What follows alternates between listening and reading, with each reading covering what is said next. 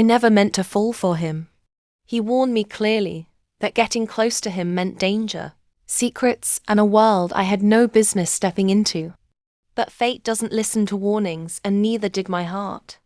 My name is Amina J., a 24-year-old Nigerian-American living in Seoul for a work program.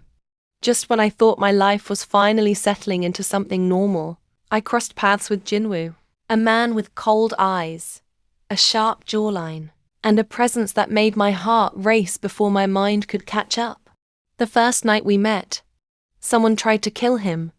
That was my introduction to the Korean Mafia. And to the man I should have walked away from but didn't.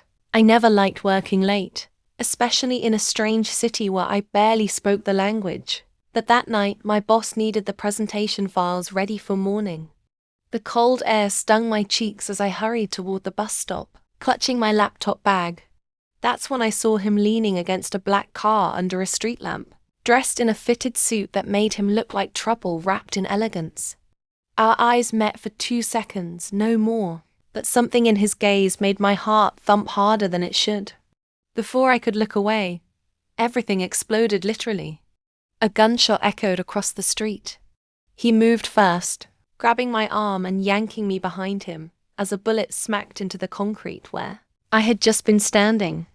"Stay down," he growled, his voice deep and steady despite the chaos. My mind went blank with fear. Who was shooting at him?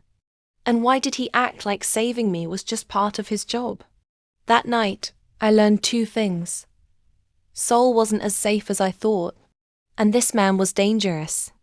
When the gunfire stopped, he turned to me with an expression that sent chills down my spine. His dark hair fell slightly over his forehead, and his jaw clenched as he scanned the street for attackers. "Are you hurt?" he asked sharply. I shook my head, but my hands trembled. He studied me for a beat too long, then sighed. "You shouldn't be here. Go home. Forget what you saw. Forget someone tried to kill you." I blurted out. His eyes narrowed not in anger, but in something like frustration. "Exactly," he said. "The less you know, the longer you stay alive." It wasn't a threat, just a fact. Then he walked away without giving me his name, leaving me with a racing heart and more questions than answers. I didn't know it then, but I had just met Kim Jinwoo, the most feared yet desired man in Seoul's underworld. The next day, I tried pretending it never happened. I forced myself into my work routine, buried my head in files, and repeated his words like a mantra. "Forget what you saw." But every time I closed my eyes, I saw his face, the intensity in his gaze, the way he shielded me without thinking. Why did a stranger feel so familiar? My answer came sooner than expected. When I left the office that evening, the same black car was parked outside. Jinwoo stepped out, hands in his pockets, expression unreadable. "You walk alone," he said flatly. "You shouldn't." My heart jumped, but I tried to act unfazed. "Are you following me?" I demanded. He didn't answer. Instead, he opened the car door. "Get in. I'll take you home." It wasn't a request. And the worst part, I listened. The car smelled like leather and expensive cologne. Jinwoo sat beside me, his body tense as he watched the road ahead. "You're being watched," he finally said. My blood ran cold. "Watched? By who?" He hesitated, as if deciding how much truth I could handle. "Someone thinks you're connected to me because of last night." "You're not safe." His words terrified me, but something about his tone made me trust him. "Why help me?" I whispered. For the first time, his gaze softened just a little. "Because you were innocent in all of this." And because he stopped himself, turning away. "Just be careful." The car stopped near my apartment. Before I stepped out, he caught my wrist gently. "If anyone approaches you, call me." He typed his number into my phone. My pulse went wild. I should have walked away for good, but instead I saved his number, like it meant something. Woke up the next morning hoping everything had been a nightmare, But reality had other plans. Two men in dark jackets were standing across from my building, pretending to smoke while stealing glances at my window. Fear coiled in my stomach. Before I could overthink it, I texted Jinwoo. "They're here again." He arrived in less than 5 minutes, fast enough to make me think he never went far. Jinwoo stepped out of the car with a cold, lethal calm that made the men instantly back away. "Get inside," he ordered me. "Pack a bag." My eyes widened. "What? Why?" He looked at me with a seriousness that stole my breath. "Because they won't stop unless I remove you from the picture. And I'm not letting anything happen to you." That was the moment I realized. I wasn't just a bystander anymore, I was part of his world. He drove me to a high-rise building overlooking the Han River, far nicer than anywhere I could ever afford. The place was spacious, clean, and cold like him. "You'll stay here until I handle things," Jinwoo said, removing his jacket. I didn't sit. I didn't relax. I didn't even breathe properly. "I don't even know your name," I whispered. He finally faced me fully, his expression unreadable. "Kim Jinwoo." The name carried weight, dangerous, heavy, familiar. "And you?" he asked. "Amina." He nodded slowly as if memorizing it. "Amina, you're safe here. No one gets in without my permission." I didn't know which scared me more, the enemies outside or the man inside whose presence made my heart forget how to behave. Living with Jinwoo was intense. He moved quietly, watched everything, spoke little. But when he did speak, his voice commanded attention. "Don't open the door for anyone," he said. "Don't tell anyone where you are. Don't trust strangers." "And what about you?" I teased before I could stop myself. His eyes snapped to mine, dark and piercing. "Don't trust me either." My breath caught. "Why?" He stepped closer, his scent warm and dangerous. "Because I'm not a good man, Amina. And people who fall for me." His voice dropped. "They get hurt." My heart slammed against my ribs. He was warning me. But all I could think was, why does it sound like he's protecting me from himself? Jinwoo tried to keep his distance, but the more time we spent together, the more I learned about him.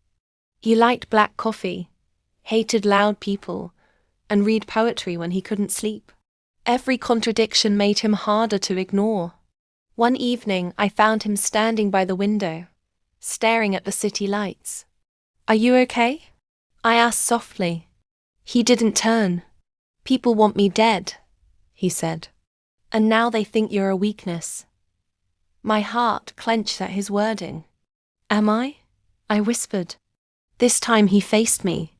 His eyes softened dangerously. "Yes." That one word changed everything. It happened quietly, almost naturally. One night, after a long silence, Jinwoo handed me a bowl of ramen he cooked himself. "Eat," he said. "You barely touched breakfast." I laughed. "You cook?" He shrugged. "Only when someone needs it." Our hands brushed when I took the bowl, and something electric passed between us. He didn't move, didn't look away. His voice softened. "I told you not to fall for me," he murmured. My heart pounded. "I know." His jaw clenched as if he was fighting something. "Then why are you looking at me like that?" I didn't know how to answer, because the truth was simple. I already had. Just when things started feeling almost safe, danger reminded us it never left. The building alarm went off at 3 a.m., and Jinwoo burst into my room, pulling me behind him. "They found the safe house," he whispered. His voice wasn't panicked, but it was deadly serious.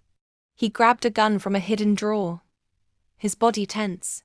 "Stay behind me and don't let go." My hands shook as I clung to him.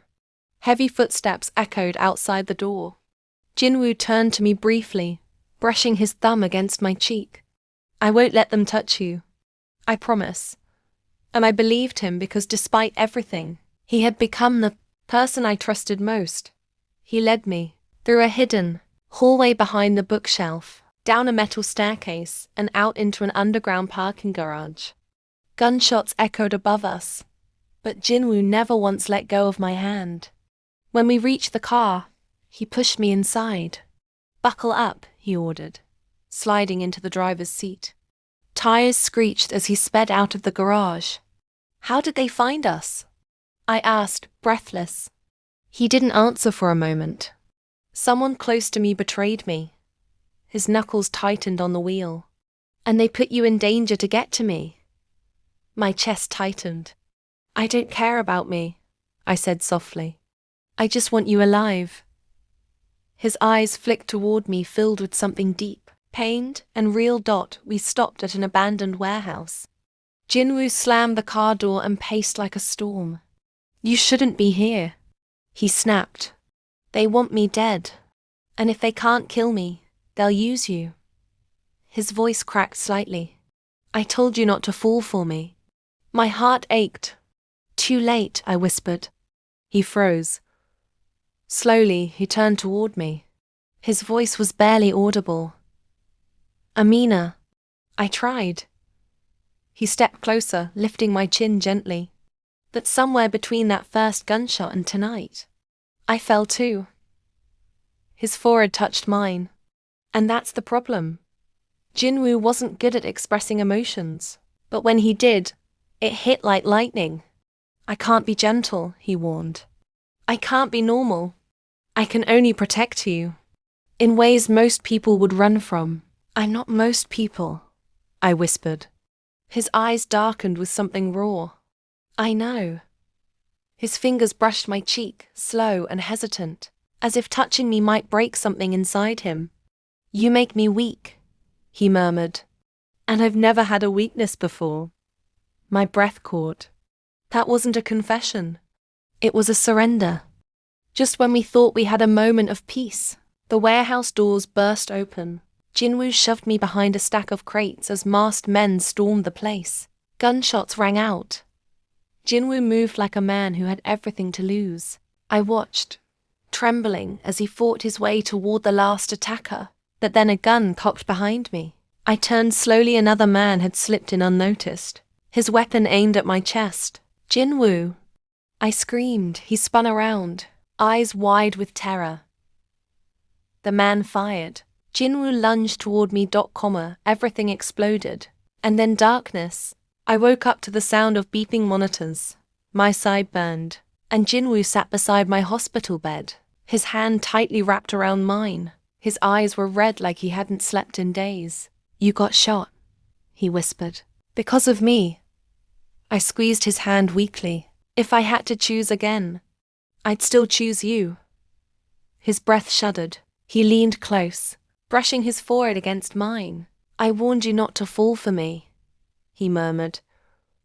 "But now that you did, I'll protect you with everything I, His lips touched the back of my hand, softly, almost reverently, and for the first time, the world felt safe again, even if danger waited outside the door. Thank you for watching this episode of He Warned Me Not to Fall for Him. But I did. Their world is getting darker, the secrets are getting deeper, and the danger is getting closer. But one thing is certain, their hearts are no longer listening to warnings. If you're loving this story, tap like, hit subscribe, and turn on the notification bell so you don't miss the next dramatic episode. And tell me in the comments, should she trust him or run while she still can?